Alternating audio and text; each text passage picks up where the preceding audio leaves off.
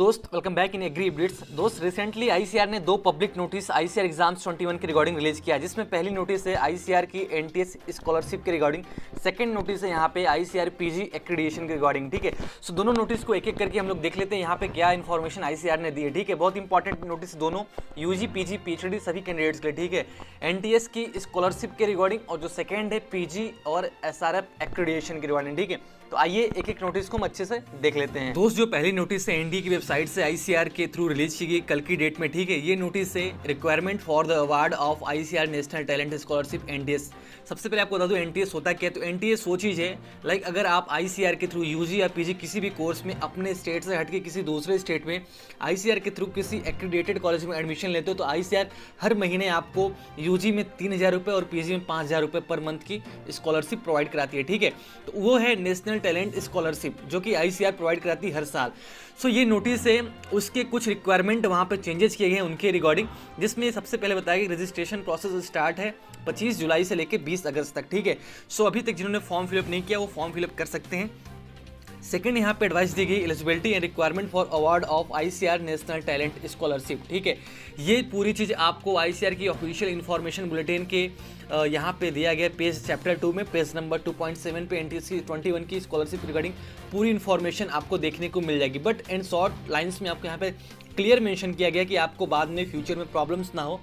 यहाँ पे ये साफ साफ बताया गया कि further this should also note that from the academic session 21 onwards in respective of affiliation whether it is ICR, DU or DARE, 3 Central Agriculture University and State Agriculture University, Central University with Agriculture Faculty of all ICR accredited। ठीक है, सो जिन के college ICR accredited है उनको पहले तो anti scholarship मिलेगी, सबको मिलेगी। ठीक है, सबको मतलब कि जो अपने स्टेट से हट के किसी दूसरे स्टेट में एडमिशन लेते हैं किसी आईसीआर के कॉलेज में। ठीक है, लेकिन उन बच्चों को जैसे किसी कॉलेज में होता है कि आईसीआर एक्रीडेटेड कॉलेज है बट वहाँ पे किसी कोर्स में एक्रीडेशन नहीं होता। ठीक है, लाइक मैं बात करूँ पूसा में जैसे बीएससी हॉर्टी वगैरह कुछ कोर्सेज में एक्रीडेशन नहीं है, जबकि वो यूनिवर्सिटी सेंट्रल एग्रीकल्चर यूनिवर्सिटी। ठीक है, तो जो बीएससी हॉर्टी का कोर्स है वहाँ पे आईसीआर अपनी फंड से स्कॉलरशिप नहीं प्रोवाइड कराएगी। ठीक है, पूसा जैसे तमाम जो केंद्रीय कृषि विश्वविद्यालय जैसे कि झांसी में हो गया, इम्फाल में हो गया, इन सभी कॉलेजों को central university central ministry of agriculture के द्वारा फंड मिलता है। ठीक है, तो वो लोग आईसीआर की स्कॉलरशिप प्रोवाइड नहीं कराते, उनको डायरेक्ट कृषि मंत्रालय से फंड मिलता है। ठीक है, तो ऐसे ऐसे कॉलेज जहाँ पे आईसीआर एक्रीडेशन है लेकिन उनके कुछ कोर्सेज में एक्रीडेशन नहीं है, सो उनको आईसीआर अपना स्कॉलरशिप प्रोवाइड नहीं कराएगी, उनको वो स्कॉलरशिप खुद के फंड से खुद के बजट से देनी पड़ेगी, ऐसा कहना है आईसीआर का। ठीक है, सो आप लोग जिस भी कॉलेज में एडमिशन लीजिएगा, साफ साफ यहाँ पे क्लियर सी बात ये है कि जिस भी कॉलेज में आप एडमिशन लीजिएगा अगर आपके स्टेट से वो हटके है, उस कॉलेज की जिस कोर्स में आपको एडमिशन मिल रहा है, लाइक आप चॉइस फिलअप करने के बाद आपको बीटेक एजी वगैरह बहुत सारे कोर्सेज आपके सामने ऑफर होते हैं, तो जिस भी कोर्स में आप एडमिशन लीजिएगा उसकी एक बार एक्रीडेशन को चेक कर लीजिएगा।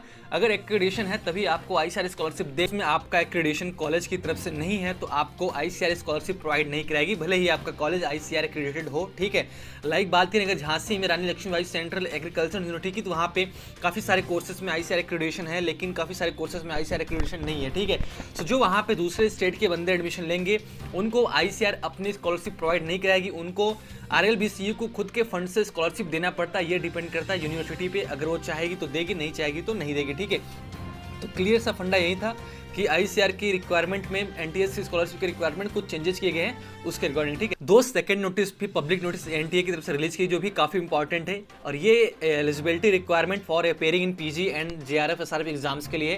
ठीक है, इसमें यूजी का कोई रोल नहीं है, यहाँ पे हम बात करेंगे पीजी के लिए।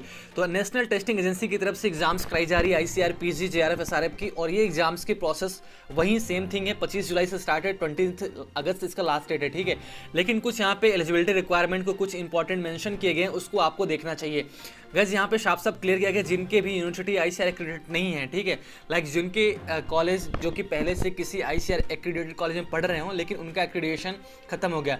एक्रीडेशन मैंडेटरी होता है, यानी कि वो एक निश्चित समय के लिए होता है, 5 साल के लिए होता है। 5 साल के बाद आपको अगर कॉलेज रिन्यूअल नहीं कराती है तो वो एक्रीडेशन आईसीआर वापस ले लेते हैं। ठीक है, तो लाइक जिस भी कॉलेज में आप अभी पढ़ रहे हो, जिस भी सेंट्रल एग्रीकल्चर या फिर स्टेट एग्रीकल्चर यूनिवर्सिटी में पढ़ रहे हो, वहाँ पे काफ़ी सारे ऐसे कॉलेजेस होते हैं जो कि उनसे भी एफिलेटेड कॉलेज, लाइक अगर बात करें आईजीकेवी रायपुर की, तो आईजीकेवी रायपुर से काफ़ी सारे 40+ एक्रीडेटेड कॉलेज हैं जो कि आईजीकेवी से एफिलिएटेड है, ठीक है।